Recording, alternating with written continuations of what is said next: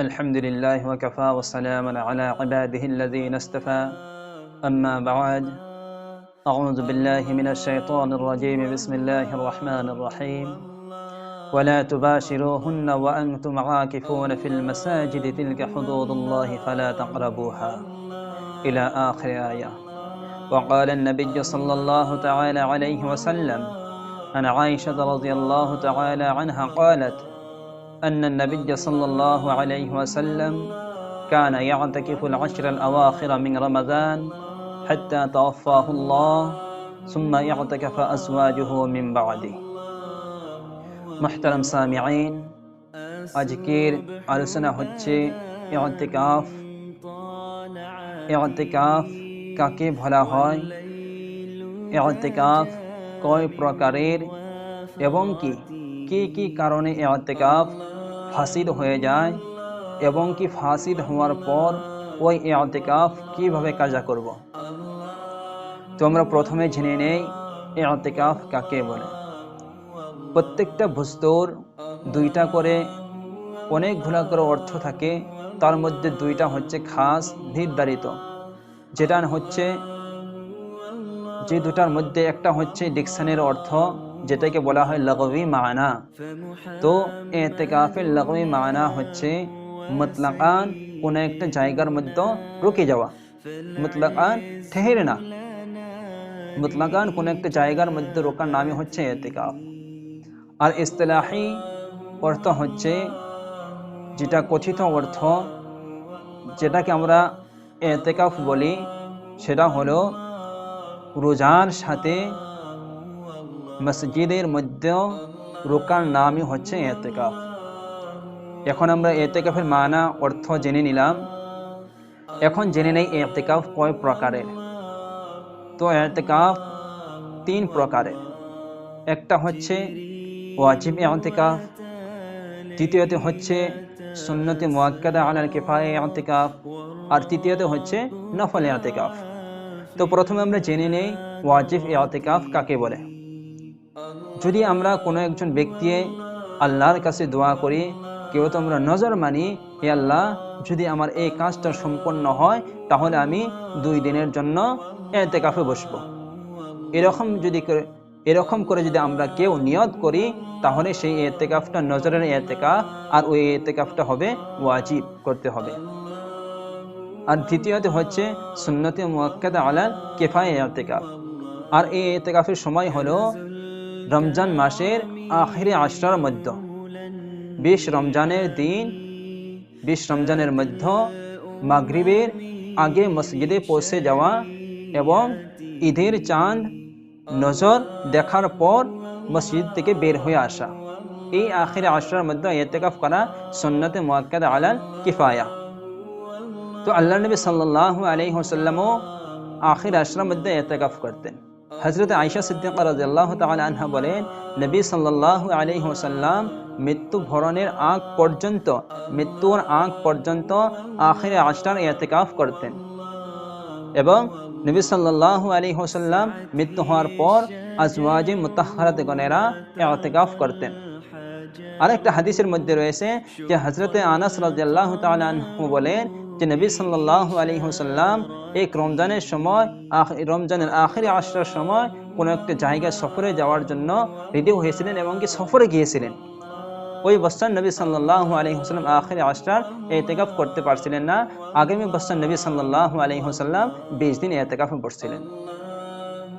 এখন যে রমজান মাসের ইতিকাফ, এই ইতিকাফটা হচ্ছে সুন্নতে মুআক্কাদা আলাল কিফায়া ইতিকাফ। এই ইতিকাফ আমাদেরকে করতেই হবে। যদি মহল্লার থেকে কোনো একজন ব্যক্তিও যদি ইতিকাফ না করে তাহলে পুরা মহল্লাবাসী গুনাহগার হবে।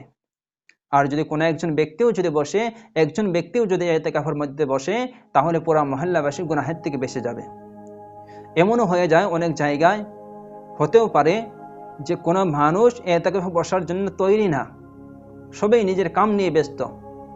তখন যদি মসজিদ কমিটির থেকে নির্ধারিত করে যে এমন একজন ব্যক্তিকে বসানো হোক যে ব্যক্তি ইতিকাফ করবে, তাকে ইতিকাফ শেষ করার পর তাকে 5000 টাকা পুরস্কার দেওয়া হবে, যদি এরকম করে যদি কাউকে ইতিকাফে বসানো হয় তাহলে ওই ইতিকাফ দুরুস্ত না। কেননা ইবাদতের মধ্যে, নেকির মধ্যে উজরত নেওয়া ঠিক না, দুরুস্ত না, হারাম।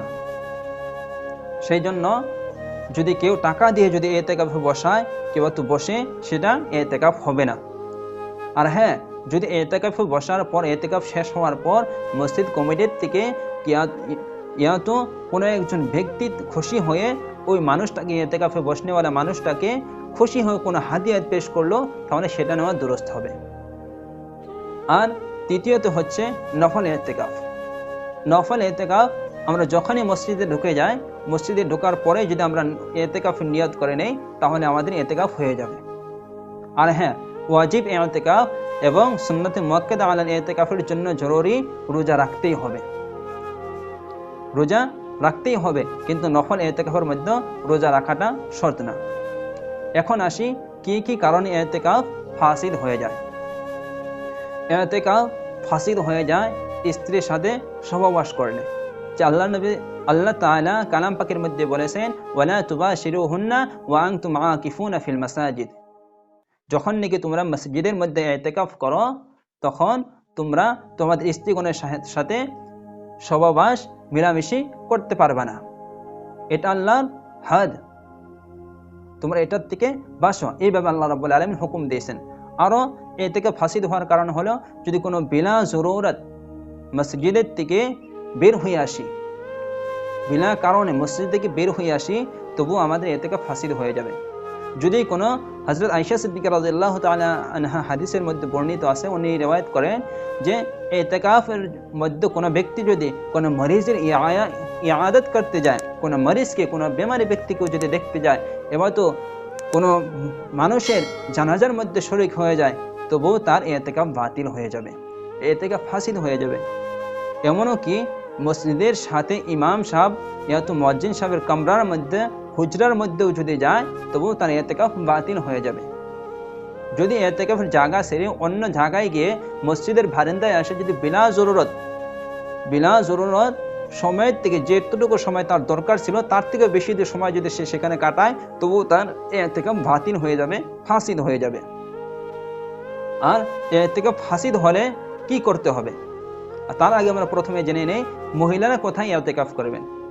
তো নবী সাল্লাল্লাহু আলাইহি ওয়াসাল্লামের জমানায় আজওয়াজে মুতাহহারাত গণেরা এতেকাফ করতেন ঘরের মধ্যে, হুজরার মধ্যে। আমাদের মা বোনদের জন্য তারা যদি এতেকাফ করতে চায়, তাহলে তাদের জন্য বেহতর জায়গা, উত্তম জায়গা হলো তাদের বাড়ির মধ্যে যে জায়গাটা নামাজের জন্য নির্ধারিত করে রাখছে, সেই জায়গাটা। আর যদি বাড়ির মধ্যে কোনো নির্ধারিত জায়গা না থাকে, তাহলে সে এতেকাফের জন্য কোনো জায়গাকে নির্দিষ্ট করে নেবে, সেখানে সে এতেকাফ করবে। এখন যদি কোনো ব্যক্তির এতেকাফ ফাসিদ করে দিল, তো আমাদের মা বোনদের মাহওয়ারি এতেকাফ বসার পর মাহওয়ারি জারি হয়ে গেল, আরম্ভ হয়ে গেল, তখন তাদেরও এতেকাফ ফাসিদ হয়ে যাবে। আর পুরুষ এবং মহিলা যাদের এতেকাফ ফাসিদ হয়ে যায়, তাদের ওই ফাসিদ এতেকাফের আদা করার নিয়মটা কি তোমরা জেনে নেই। ওই ফাসিদ এতেকাফের সেটা যদি ফরজ, সেটা যদি ওয়াজিব এবং কি সুন্নতে মুআক্কাদা আলাল কিফায়া এতেকাফ হয়, তার জন্য জরুরি, পুরুষের জন্য জরুরি, সে মাগরিবের আগে মসজিদে পৌঁছে যাবে এতেকাফের নিয়ত করে। মহিলারাও নিজের এতেকাফের জায়গায় মাগরিবের আগে পৌঁছে যাবে এবং কি সেহরিকে সারাদিন রোজা রাখবে। পুরুষ হলে মসজিদে থেকে সারাদিন রোজা রাখবে, মহিলারা সেই এতেকাফের জায়গায় বসে সে রোজা রাখবে। আর মাগরিবের আগে মাগরিবের সময় ইফতার করে নামাজ পড়ে তাদের এতেকাফ খতম হয়ে যাবে। এভাবেই কাজা করতে হবে। যদি কোনো মহিলার 3 দিন এতেকাফ বসার পর তার এতেকাফ ফাসিদ হয়ে গেছে, কেউ তো কোনো পুরুষ 3 দিন এতেকাফ করার পর সেই এতেকাফকে ফাসিদ করে দিয়েছে, যে ধরনেরই হোক নাকি এতেকাফ ফাসিদ হওয়ার জন্য যেগুলো কারণ রয়েছে, কিংবা কারণেও যদি এতেকাফ ফাসিদ হয়ে যায়, যদি 3-4 দিনও যদি বাকি থাকে, আর ওই 3-4 দিনের এতেকাফ শুধুমাত্র একটা দিন রোজা রেখে যদি এতেকাফ করে, তাহলে তার পুরা দিনের যে কয়টা দিন বাকি ছিল, পুরা দিনের কাজা আদায় হয়ে যাবে। যাই হোক, আজকের এই এতেকাফের আলোচনা এই পর্যন্তই। যদি কোনো ভাই বোনের কোনো প্রশ্ন করার থাকে, মাসআলা জিজ্ঞাসা করার থাকে, জানার থাকে, তাহলে আপনারা কমেন্টের মধ্যে প্রশ্ন করতে পারেন, এবং কি আমাদের ডিসক্রিপশনের মধ্যেও নম্বর দেওয়া থাকবে, ওই নম্বরের মধ্যে হোয়াটসঅ্যাপ করে আপনারা মাসআলা জিজ্ঞাসা করতে পারেন। ওয়া আখিরু দাওয়ানা আনিল হামদুলিল্লাহি রাব্বিল আলামিন।